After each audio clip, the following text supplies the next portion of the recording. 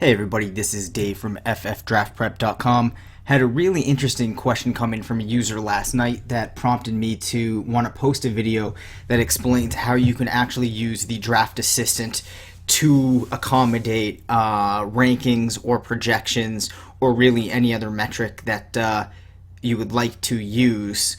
And how you can achieve this is by thinking of the owned column, where most users will use this column to track how many shares they have of a player to make sure they're not over or under investing in any given player if they're in multiple leagues. However, though, you do have the option, if you're so inclined, to use this column for rankings or projections, like I said, whatever you had.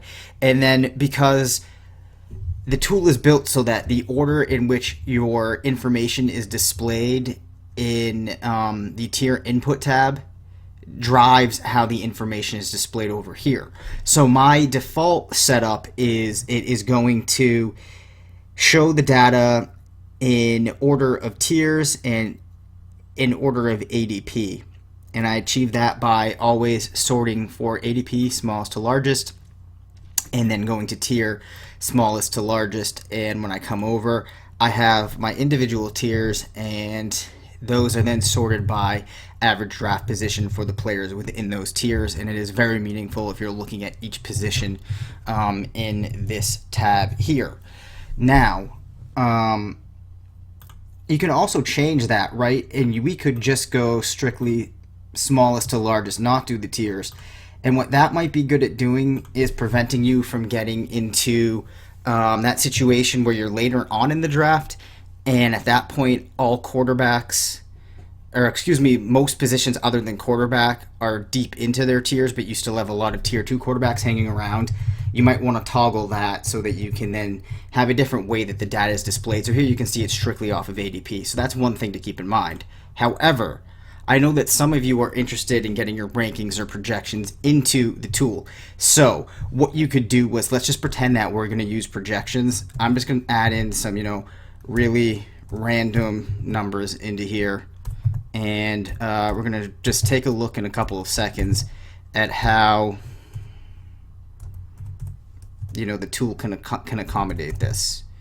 And I think for some of you out there that don't have the tool yet but are thinking about using it, I think I would go about it this way and still leave in the tier data, because if you're really trying to streamline your decision-making processes during the draft, I think that the graphs and the data tables that correspond to the tiers are a very useful tool. So I wouldn't compromise that functionality by additionally using the tier column in this exercise. I would leave that in, but use just the owned column as a way to kind of make this tool work for your preferred method.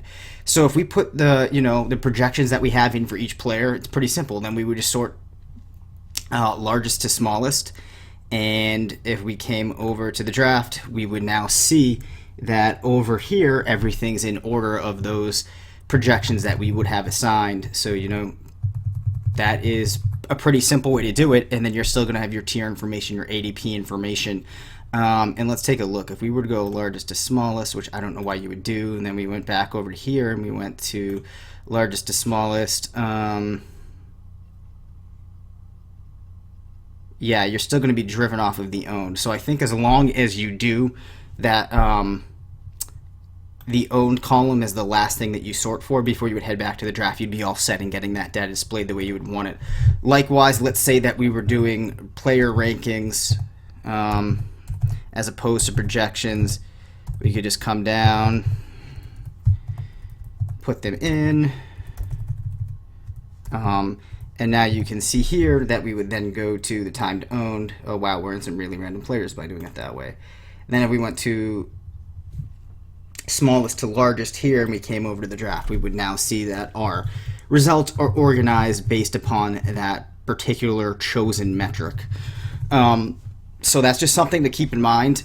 So the tool still can be used if you are a more rankings or projection focused type of player, as opposed to kind of taking the approach that I talk about in the book, where we bucket similar players with similar pre-draft values in terms holistically of inherent talent, risk, reward, upside, situation, you might look at things differently, and that's perfectly okay, and the tool can accommodate that. So I just wanted to record this to let you know that you can use it that way as well. And I also want to let current users know about the functionality that you have, where if the draft is progressing along, there's a lot of quarterbacks remaining and they're kind of hogging up this all available players tab, then it's no big deal. I would just go back and I would just toggle the ADP as your final metric, smallest to largest, and if you came back over here, you wouldn't have that problem. So anyways, I hope that's helpful.